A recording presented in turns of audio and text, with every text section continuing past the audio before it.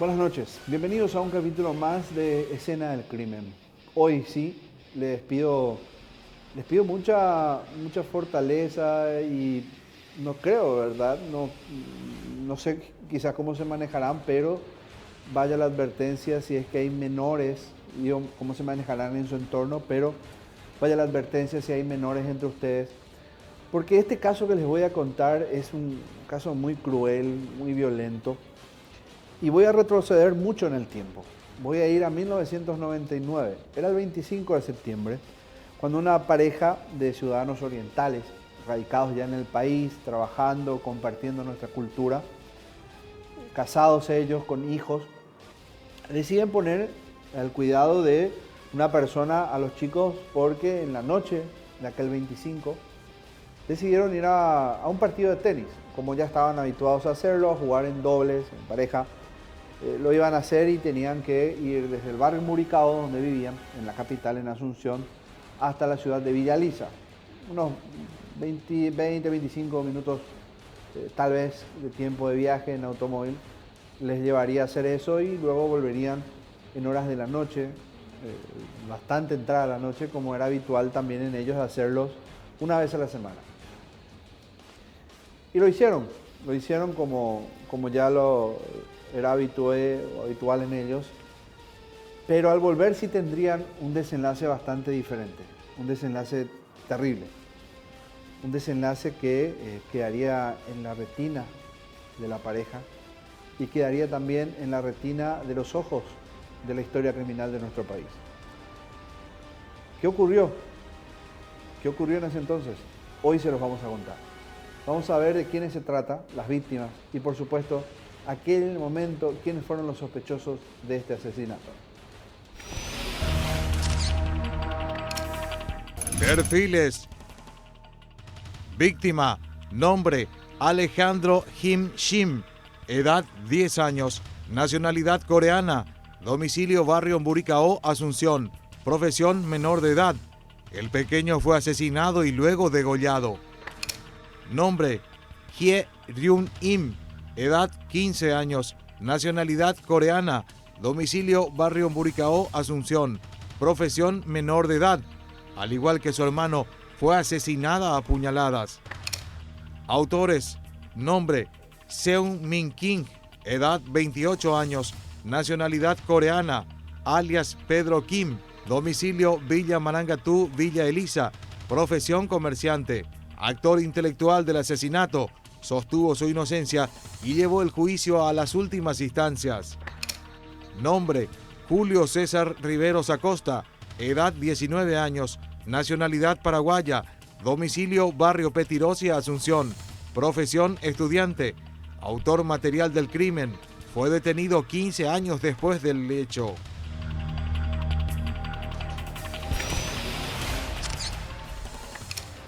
Les contaba que esto ocurrió en septiembre, cuando estaba por terminar ese, ese mes del año 1999.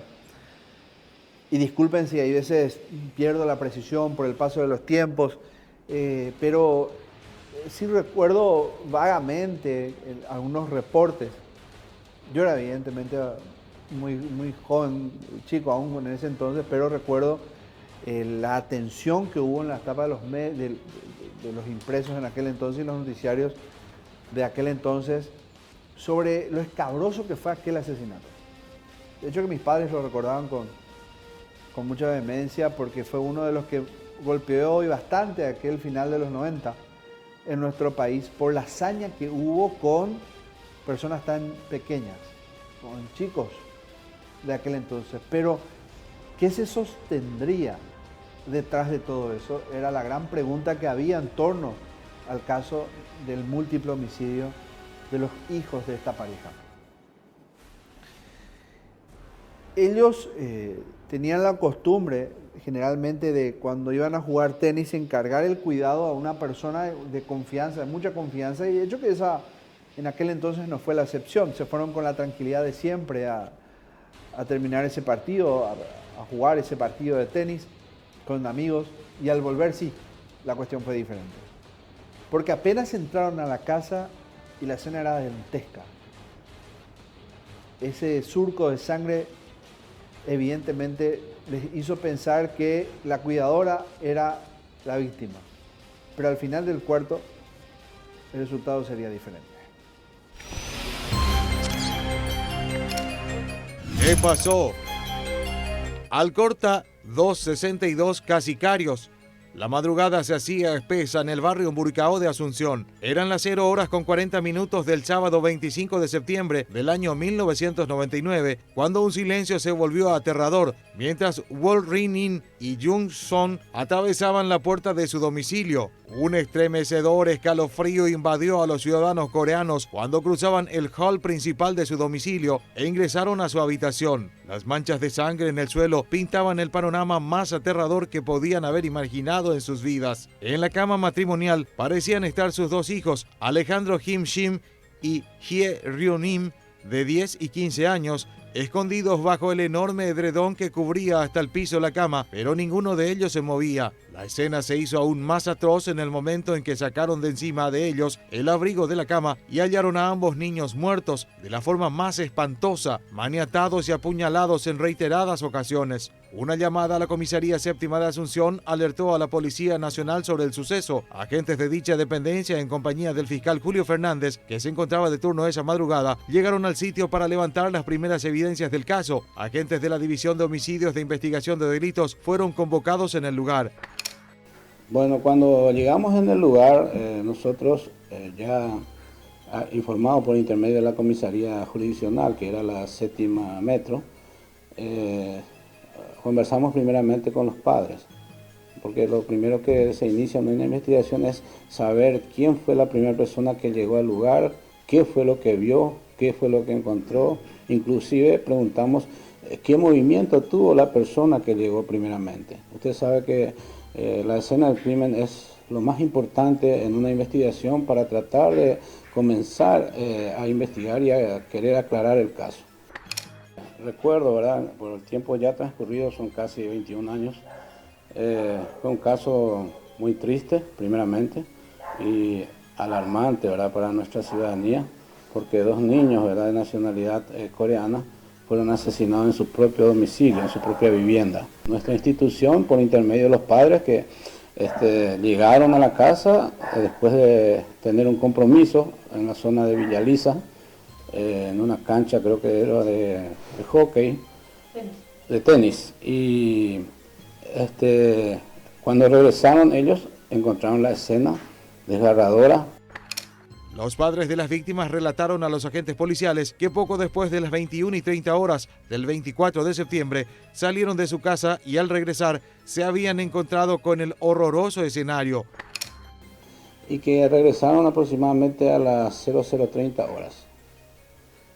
Justamente al ingresar a su casa, entran en la pieza y justamente en el dormitorio de ellos, de los padres, encuentran a sus dos hijos boca para abajo, maniatados, con varias puñaladas en la espalda y un charco de sangre casi por todo el dormitorio de ellos, más la cama y entiendo yo que fue el baño, porque tal vez la persona que fue responsable en ese momento quiso lavarse las manos por la cantidad de sangre que seguramente también lo manchó a él, ¿verdad? Al verificar la casa, ellos se percataron de que el lugar había desaparecido alrededor de 2 millones de guaraníes.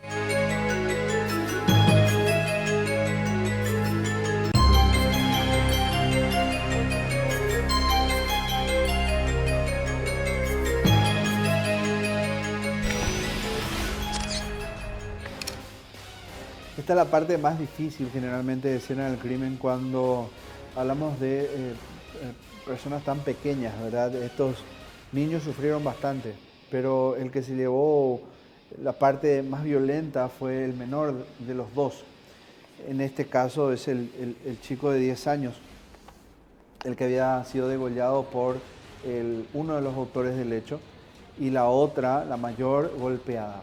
En aquel entonces, el médico forense, una vez que los padres dieron la notificación de lo que había ocurrido, se hizo presente, hizo un examen preliminar y ya había constatado de una forma, digamos, primaria las causas de la muerte. Pero en la autopsia se encontró realmente el mensaje de violencia que había en los cuerpos. Esto desata mucha preocupación y también desata mucha concentración generalmente de los agentes de policía, porque la preocupación es porque no encuentran una respuesta rápida, pero sí la concentración en que evidentemente el que había provocado estos resultados en las muertes de los niños, el que había matado de esa forma, quería hacer llegar un mensaje probablemente a los padres. Y esa fue la primera pista que tenían inconscientemente la policía en aquel entonces. En Heridas que Hablan tenemos los resultados de la autopsia practicada a los cuerpos de estos dos niños en aquel entonces.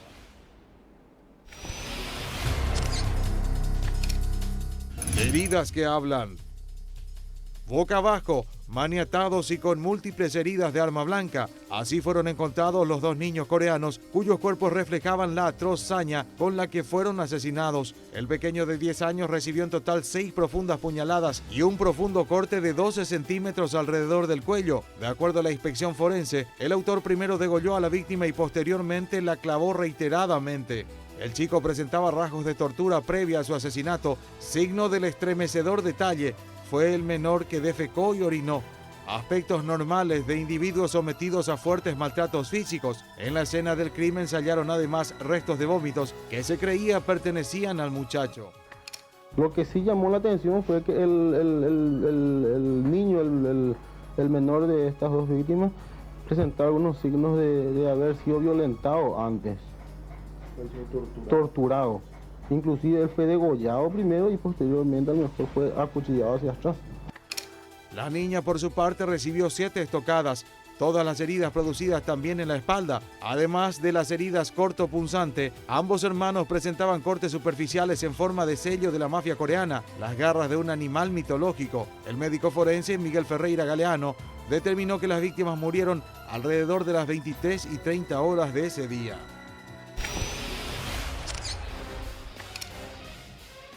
El mensaje que dejaba el cuerpo de estos niños evidentemente era una pista que estaba impregnado en el subconsciente de los investigadores. ¿Quién pudo haber asesinado de esa manera? ¿Quién les pudo haber matado con tanta violencia? Uno muere degollado, la otra con un golpe y de varias puñaladas. Evidentemente que el asesino quería decir algo. Y ese mensaje era para los padres de ese chico. ¿A quién más? ¿A quién más podría haberle dejado ese tipo de mensajes? Pero lo fundamental de todo esto, lo más importante de todo para la policía en aquel momento, fue que en el recorrido que hacen de la casa para establecer el trasfondo del hecho, es que encontraron que ninguna de las puertas estaba violentada, ni ventanas, ni puertas, nada. Ningún acceso o ninguna vía de ingreso a la casa tenía algún tipo de rastros de haber sido forzado, de haber sido de alguna manera roto, quebrado para poder hacer un hueco y entrar por ahí. No, nada de eso pasó. Entonces, atención ahí, porque evidentemente esa era la pista clave. Los asesinos conocían a la familia y ahí justamente estaba el primer ovillo que conducía a la hipótesis de que eso no fue un robo. Autor conocía a las víctimas. La estremecedora escena de por sí ya decía mucho para los investigadores. El sitio más seguro para una familia, su propio hogar, se había convertido en el infierno no deseado para los adolescentes, cuya vida fue sesgada sin piedad.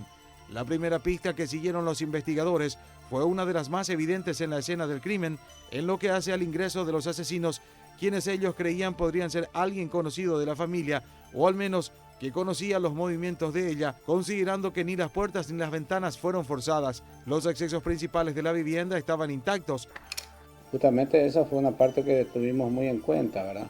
Porque nadie forzó el portón de entrada de la casa, un portón bastante seguro, con toda la seguridad que se suele tener en este tipo de casa, porque ahí mismo dentro de la vivienda ellos tenían su empresa de costura. Por lo tanto, había muchas cosas que podrían ser perjudicadas, robadas. Entonces, ellos brindaban una seguridad máxima a la casa. La persona que entró ahí tocó el timbre y entiendo yo que uno de los niños atendió por teléfono desde dentro de la casa y conoció a la persona, se identificó y por eso le abre la puerta, el portón. Y ahí ingresa esta persona ya con seguramente todas las intenciones de cometer algo que estos niños ni se lo imaginaban, ¿verdad? Que fue asesinarlo a los dos. Y robar dinero porque faltó dinero en ese lugar. Ellos, como nosotros, son personas que cuidan mucho esos detalles y entiendo yo que todo padre o madre que salga principalmente en una hora nocturna siempre le va a decir al hijo de que no abra la puerta a cualquier persona, que les avise si es que llega alguien, pero que no se expongan porque corren riesgo.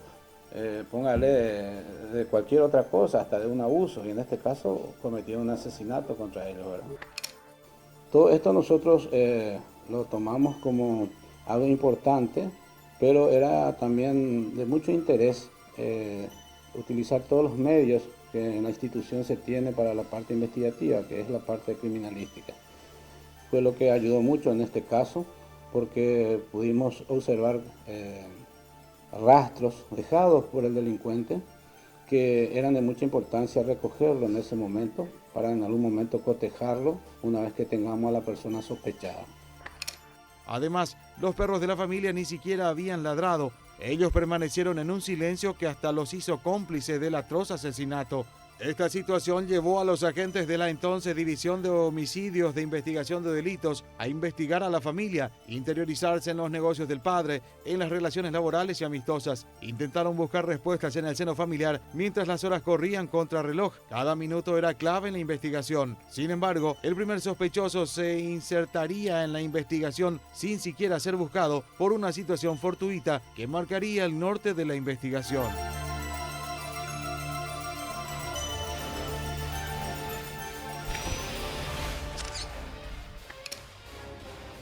La investigación seguía su curso, seguía la policía indagando, entrando cuarto por cuarto en la pieza, viendo qué faltaba, y sí, faltaba algo, faltaba dinero.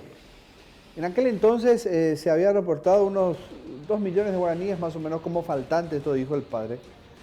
En aquel entonces, en 1999, 2 millones de guaraníes era mucho dinero, muchísimo dinero. Tal vez hoy lo que implicaría unos 30 millones de guaraníes, aproximadamente, tal vez un poco más. Ustedes lo sabrán mejor. Los que vivieron en esa época manejaban el salario mínimo, entre otras cuestiones. Pero sí era un botín importante, convengamos eso, coincidamos en eso. Y por eso es que la hipótesis de robo no podría descartarse por completo, pero ese instinto de investigador, el comisario Sosa le decía otra cosa de nuestro jefe de homicidios. En aquel entonces le decía que no, la muerte no era eso significativamente, no podría justificar los 2 millones el haber matado de esa manera. Una mujer aparece luego de unos días y dice que es la pareja de un hombre, también ciudadano oriental, y habla de un extraño comportamiento y que coincide justamente con el día del asesinato. ¿Qué fue lo que dijo esa mujer? Veamos. Su novia lo delató. 30 de septiembre de 1999. 6 días transcurrieron desde el asesinato hasta que la policía obtuvo un indicio relevante para dar con el autor del asesinato de los niños coreanos. En la comisaría número 17 de Villa Lisa, una denuncia iniciaría la pista más importante. El sospechoso era Seung Min Kim, más conocido como Pedro Kim, conocido dentro de la comunidad coreana como un talentoso taekwondista y audaz en el manejo del cuchillo, cuya concubina de 17 años lo había denunciado por violencia intrafamiliar, cansada de los episodios de violencia que soportaba por parte del oriental de 28 años. Esto comienza días después, donde justamente nuevamente hacia la zona de Villa Lisa, una chica menor, todavía 17 años, concubina de un ciudadano coreano, denunció en la comisaría jurisdiccional un maltrato de su pareja.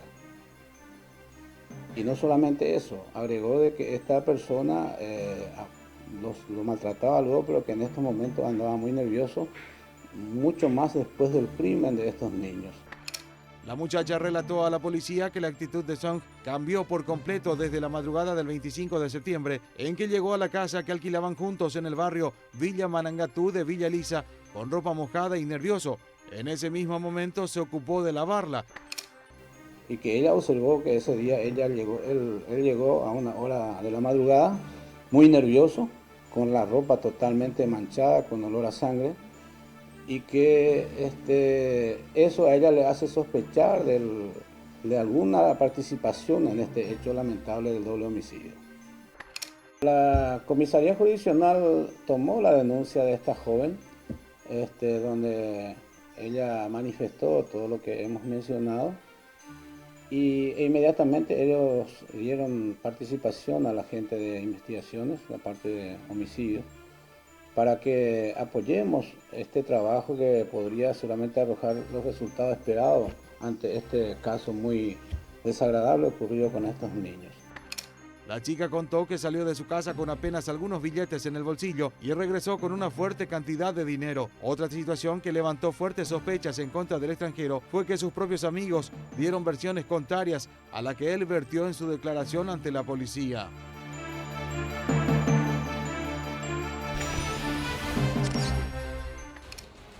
Vamos a hacer la primera pausa en Escena del Crimen. Luego de todo esto, la investigación continúa. Evidentemente ya estaba encauzado hacia un destino. Ya se tenía a un sospechoso. Estaba la declaración de una mujer que decía ser su pareja. Y evidentemente la tesis primaria de la policía de homicidios en ese momento era una muerte con un mensaje, lo cual desembocaba en una venganza como móvil del asesinato. Hacemos la primera pausa en Escena del Crimen y luego venimos con el resto de la historia.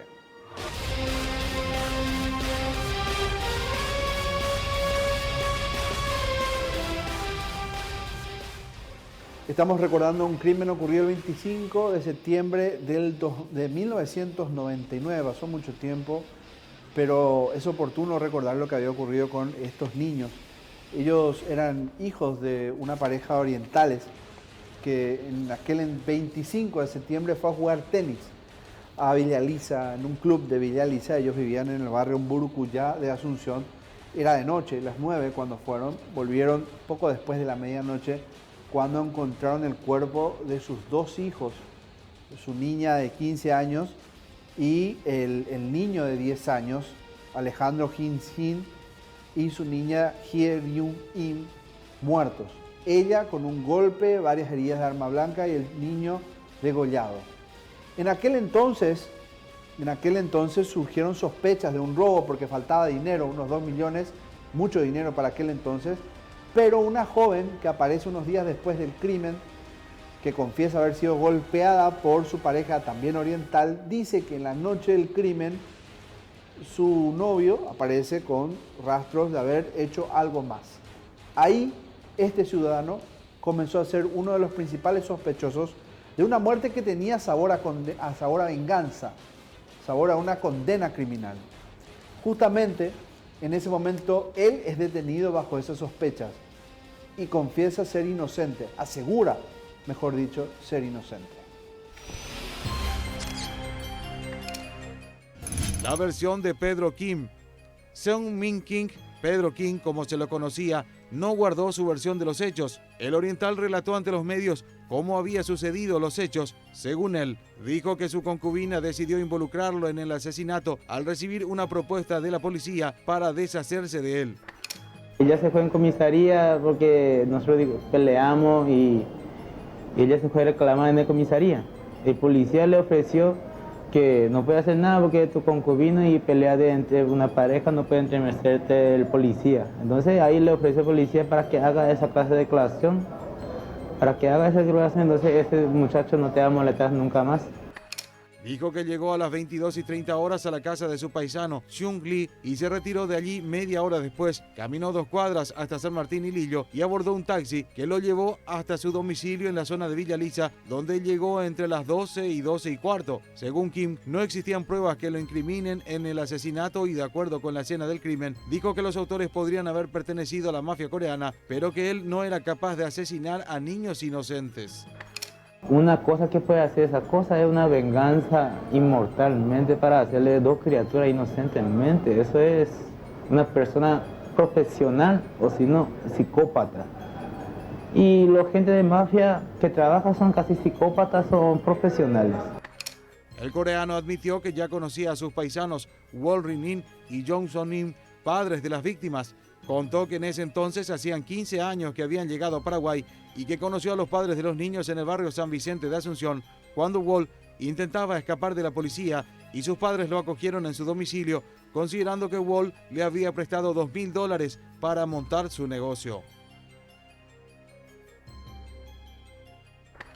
Hace como 7 años por ahí, yo vivía con mi familia ahí en San Vicente y el señor tuvo problemas del cheque, económicamente tuvo problemas de cheque y hubo un orden de captura y Fuerza Brigada se fue de su casa para arrestarle. Y él vino por techo ajeno de mi vecino, por techo ajeno y escapó por mi patio y se escondió en mi casa. Y ese momento hicimos unas amistades, que mi padre cada momento le ayudaba a cualquier cosa. Y después se mudaron de ahí y después no tuve ningún contacto con ella. Acá hay que tener en cuenta, Pedro King, durante su relatorio y los momentos que tuvimos la oportunidad de conversar con él, siempre ha mostrado una actitud sospechosa. En ningún momento él ha mostrado, ¿verdad?, esa actitud de que legalmente estaba tranquilo, que él está para ponerse a disposición de la justicia y demostrar su inocencia. Al contrario, algo guardaba entre sí, cosa que muchas veces también el investigador lo deduce, ¿verdad?, como una de las presunciones que puede apuntar a la responsabilidad del hecho cometido. En el ojo del investigador, Néstor Sosa, el jefe de homicidios de aquel entonces, tuvo que haber evidentemente rebatido todo lo que contaba el sospechoso de aquel momento. ¿Y cómo lo hizo? Y haciendo justamente el recorrido paso por paso de la coartada de su sospechoso principal. Esta es la forma en que él recordaba aquel momento. El ojo del investigador. Comenzamos primeramente con la aprehensión de este ciudadano coreano. Se lo conocía como Pedro King, un joven, vamos a decir aproximadamente, creo que tenía cuando esos 23, 24 años, robusto, según nos informábamos, tenía defensa personal, o sea, era una persona entrenada, preparada. Y después fuimos haciendo un relatorio por parte de él, para preguntarles más o menos en qué se dedicaba, qué actividad tenía, y principalmente nos enfocamos en su actividad del día del crimen. Y él comentó a los investigadores, ¿verdad?, como al fiscal, que él había salido esa noche de la casa donde vive acá en Villa Elisa a las 20:30 o 21 horas. Y que se dirigió en el barrio Herrera, en la casa, en el negocio de un conciudadano también coreano, quien vive con su familia, que llegó ahí aproximadamente a las 22:30 horas y que estuvo hasta las 01 hora del día siguiente. Después le preguntamos qué hizo posteriormente y dijo que él se retiró de ese lugar, caminó sobre la calle Lilio, llegó hasta la avenida República Argentina y abordó un taxi y que ese taxi lo condujo hasta la zona donde él vive.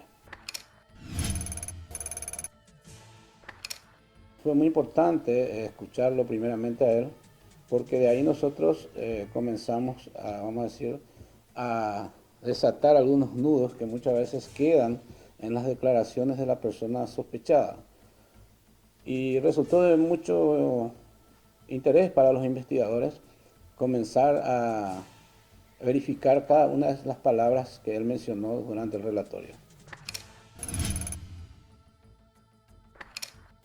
Primeramente se convocó a este ciudadano coreano que vivía en el lugar y él manifestó que Pedro King llegó al lugar más o menos a las 10 de la noche, pero que él en ningún momento se retiró a la hora que él indicó, que era las 01, que él se retiró de ese lugar a las 23:30 horas. Ahí ya hay una contradicción por parte de lo declarado por Pedro King, más la familia, no era solamente el dueño de casa, estaban las esposas, los hijos, en ese momento que él estuvo ahí, y todos manifestaron de que él se retiró a las 23:30 horas. Además de eso, tuvimos las declaraciones de algunos conocidos de Pedro Quín en la zona de Villa Elisa, manifestando de que él, que si alguien preguntaba por él, si es que él que hizo el día del crimen de los niños, que le diga que él no se encontraba por la zona, que estaba por la zona, creo que Ciudad del Este, pero que no estaba por acá. O sea que sus mismos conocidos, ¿verdad?, manifestaron lo que él le mencionó posterior al hecho. Todos estos datos que yo les estoy mencionando fueron recogidos e informados por los conductos correspondientes al Ministerio Público y desde luego ellos a su vez al juez en ese momento, ¿verdad?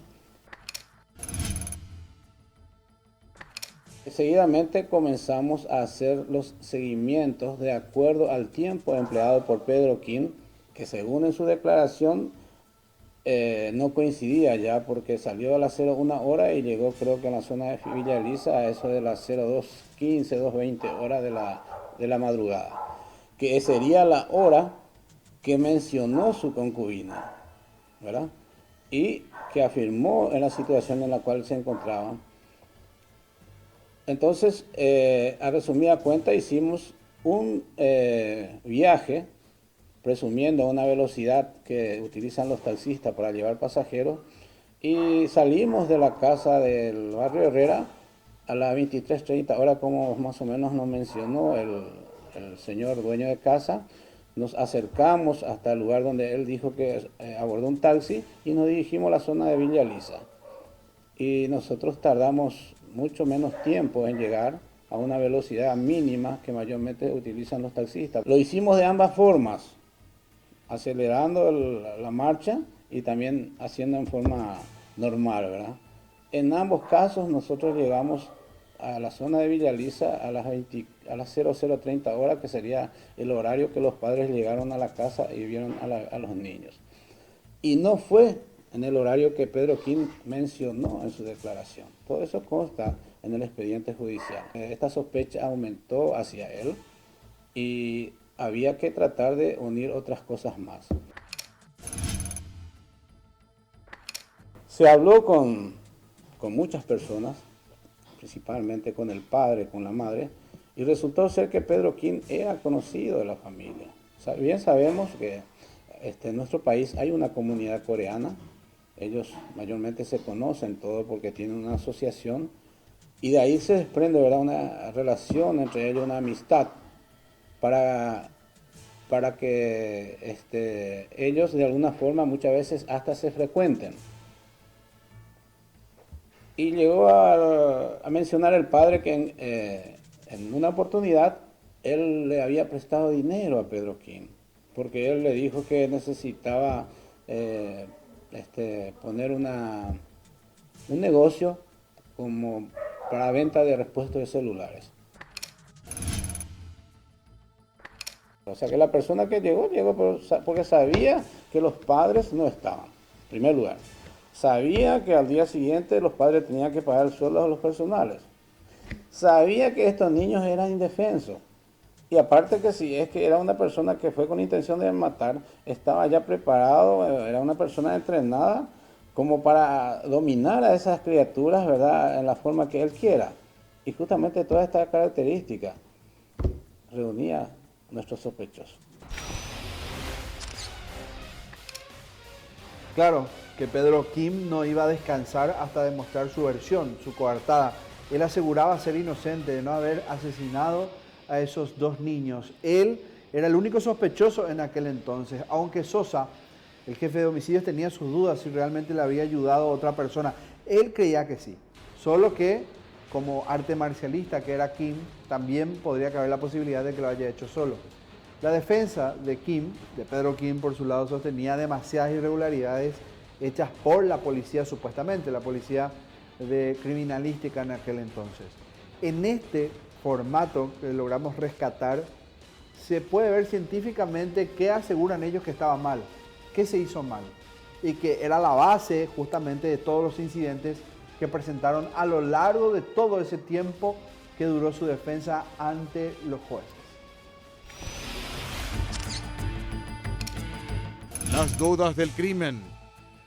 Una serie de dudas giraron en torno al crimen acerca de la vinculación de Pedro Kim en el asesinato. Su defensa planteó algunos incidentes respecto a la investigación, asegurando que la policía científica obvió importantes detalles sobre el tratamiento de las evidencias y ninguna de ellas apuntaba al procesado. Una de ellas hacía referencia al trabajo de criminalística que supuestamente no registró en fotografías el cortapapeles utilizado junto con el cuchillo de mesa durante el asesinato.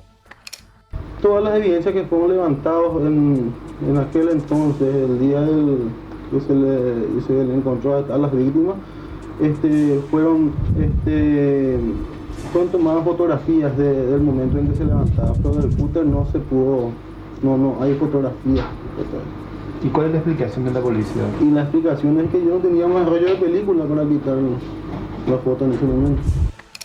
El suboficial inspector José Rojas, fotógrafo de la policía, fue quien dijo que se había acabado el rollo y que por esa razón no se hizo la foto. De todas formas, la fiscalía incautó como evidencia la hoja bajo el cuerpo del chico. Al respecto, el comisario Néstor Sosa, entonces jefe de la división de homicidios, explicó que el arma tenía sangre que coincidía con el grupo sanguíneo del tipo B, perteneciente a Pedro Kim, al ser inspeccionado por un médico forense que presentaba heridas superficiales en la pierna. Esto motivó a la policía a creer que el arma no fue utilizada contra el chico, sino que éste la usó para defenderse. El cuchillo utilizado se encontró en el lugar, eso fue recogido, se llevó al laboratorio, se realizaron todas las pruebas correspondientes y coincidentemente parte de la sangre encontrada cerca de los niños eran de ellos, pero en otros lugares, como justamente en un cúter o cortapapel, se encontró una sangre que no respondía a la sangre de los dos niños, pero sí respondió a la sangre de Pedro Kim. La sangre, yo recuerdo del cortapapel, estaba un poco seca y creo que faltaba un estudio que se tenía que realizar en los Estados Unidos, situación que se estaba viendo a través de la justicia para que detecte legalmente. O sea que dio el grupo sanguíneo, pero para hacer el ADN era el tema, ¿verdad? Situación que se necesitaba un estudio de mayor envergadura que solamente en los Estados Unidos se estaba haciendo. Eso nosotros estábamos totalmente informados. Pero ¿qué ocurre? El médico forense, a raíz de todo esto que se recogió, por disposición de la justicia, verificó el cuerpo de Pedro Kim. Encontró de que Pedro Kim tenía 7 heridas en las piernas, de los cuales 5 eran de vieja data, o sea que de tiempo atrás, pero 2 de las heridas eran nuevas. Esto sumó más a la sospecha de que uno de los niños, inocentemente, ¿verdad?, tal vez llegó a tocar este cortapapel y se quiso defender, porque este cortapapel se encontró debajo del cuerpo del niño de 10 años. Y ya sería mucha coincidencia, ¿verdad?, de que ocurra esto. Es que más bien se interpreta como que él quiso defenderse de su opresor y le cortó en alguna parte del cuerpo. En cuestión de minutos, otra de las incógnitas planteadas por la defensa de Kim desvirtuaba la versión de la policía que él fuera el único autor del crimen y que pudiera haber cometido el crimen en cuestión de minutos. La defensa de Kim sostuvo que era imposible de que una sola persona pudiera haber asesinado a los niños, pues en tal caso, mientras uno era asesinado, el otro hubiera tenido la posibilidad de defenderse. Explicaron que la hazaña aplicada a los cuerpos era típica de la mafia. La cantidad de personas en ese momento no se determinó cuando iniciamos la investigación, pero posteriormente, gracias al buen trabajo, vamos a decir, y a la publicación emitida por los medios de prensa, tuvimos un resultado. Esta situación cobraba fuerza ante la circunstancia de que 3 años antes del asesinato de sus hijos, el padre de los niños era un simple vendedor de ropas y en el momento en que ocurrió el asesinato prestaba dinero de sumas que aumentaban de a $100.000. Conflicto en cumpleaños. Una llamativa situación poco tiempo antes del asesinato durante el festejo por el cumpleaños de Hye Run-him, en el cual el padre de las víctimas, Wol Rin, tuvo que intervenir a golpes contra uno de los muchachos, Samuel King. Luego del asesinato, King dijo que por comentarios sabía que Wall recibió amenazas, pero supuestamente no le dio importancia. El mismo joven fue detenido el 8 de noviembre del año 1999, luego del crimen de una ciudadana coreana de 80 años. King y otro joven de origen coreano fueron detenidos por el crimen, quedaron unos días en la correccional de menores y posteriormente fueron liberados debido a que eran menores de edad. Compró helados para 4. Otro llamativo detalle giró en torno al testimonio de la despensera del barrio Umburicao. Ella dijo a la policía que alrededor de las 21:30 horas del día del crimen, la quinceañera asesinada salió de su casa y compró 4 helados. Poco después, envió un mensaje por correo a una amiga diciéndole que tenía mucho miedo.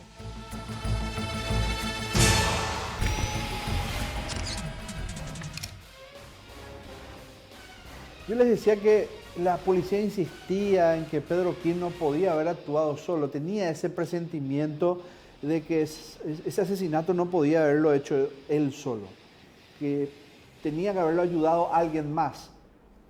Pero eso no pudieron confirmar sino hasta una extraña detención varios años después, 14 para precisarles, de un joven que, bueno, ya no tan joven, pero sí con varios antecedentes en su largo camino delictual. Por otra circunstancia, no tenía documentos, lo que sí lo agarraron, y él termina confesando que Pedro King lo contrató para cometer ese crimen. Extraño, pero sí ocurrió. Cayó 15 años después. El reloj marcaba las 10:30 horas del 26 de agosto del año 2014. La calurosa mañana del martes se desarrollaba con normalidad para los agentes de la comisaría 13 de Villa Lisa, hasta que se toparon en el camino con un llamativo personaje. Entre las calles Villamontes, casi Gaspar Rodríguez de Francia, del barrio Bocayatí de esa ciudad, se cruzaron con un hombre de 34 años. Él dijo que su nombre era Miguel Benítez Espínola y presentó una cédula de identidad que corroboraba, pero los policías sospechaban que ocultaba algo. Lo trasladaron hasta la sede policial, donde le sacaron muestra de la impresión dactilar, confirmando que era en realidad Julio César Riveros Acosta. Apenas 22 años tenía Julio César Riveros Acosta la primera vez que se emitió orden de captura en su contra por el crimen de los hermanos de origen oriental en el mes de mayo del año 2002. Entonces, ya pesaba sobre Julio César otra orden de captura por lesión grave desde febrero del mismo año. Luego de varios años del crimen, las muestras de sangre tomadas en la escena del crimen y enviadas a Estados Unidos para su estudio habían dado resultado y ubicaron al muchacho en el lugar del asesinato, al igual que su cómplice y cerebro del crimen, Seung Min Kim, Pedro Kim. Pero pese a que este pedido de detención se reiteró en 2 ocasiones en los años 2006 y 2012, su captura no se dio en el contexto de una investigación policial. Cuando el asesinato estaba por cumplir su aniversario número 15, de forma completamente inesperada, Julio César Riveros fue apresado.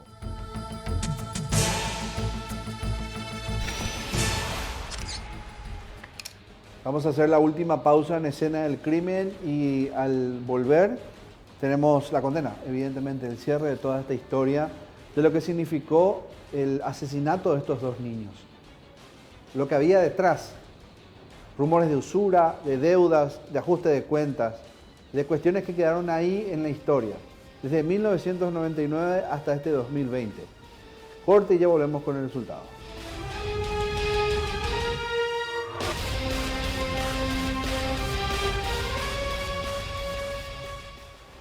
25 de septiembre del año 1999.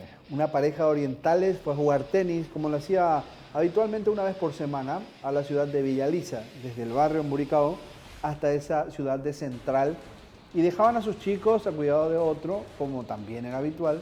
Sus niños tenían 15 y 10 años, su hija y su hijo.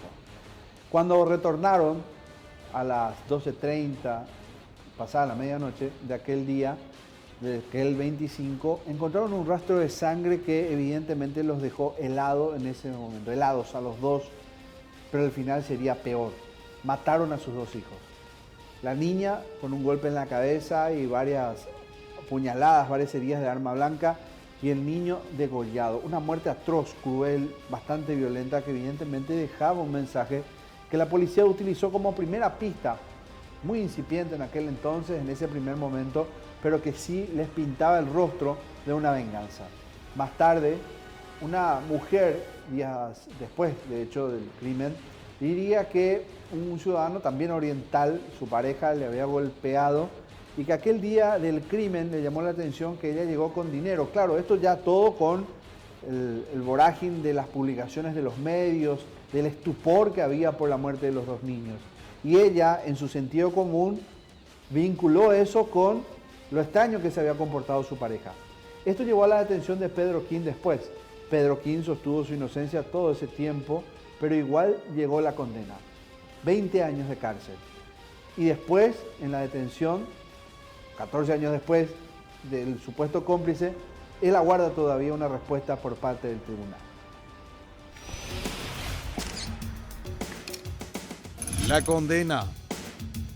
Julio del año 2002, 3 años después del sangriento crimen, Pedro King finalmente fue sometido a un tribunal. El juez Carlos Ortiz Barrios lo condenó a 20 años de cárcel por el doble asesinato. En el 2006 solicitó la ampliación de su declaración indagatoria, reafirmando su inocencia ante el juez de apelaciones José Agustín Fernández. El otro detenido continúa procesado por el crimen y por falsear documentos de identidad. En junio del año 2008, un tribunal de apelación confirmado por los magistrados de segunda instancia Delio Vera Navarro, José Agustín Fernández y Anselmo Aveiro confirmó los 20 años de condena para el oriental. El tribunal reestudió las evidencias y tomó declaraciones al oficial de policía Gilberto Fleitas y a la doctora Miriam Fernández. Declararon también Shun-Sha Rang, investigador coreano, y Shin-Ho Han, expresidente de la Asociación de Coreanos del Paraguay. Pero sosteniendo aún su inocencia, la defensa de Kim planteó un recurso extraordinario de casación, pero 13 años después, la Corte Suprema de Justicia confirmó la pena de 20 años de cárcel. Los ministros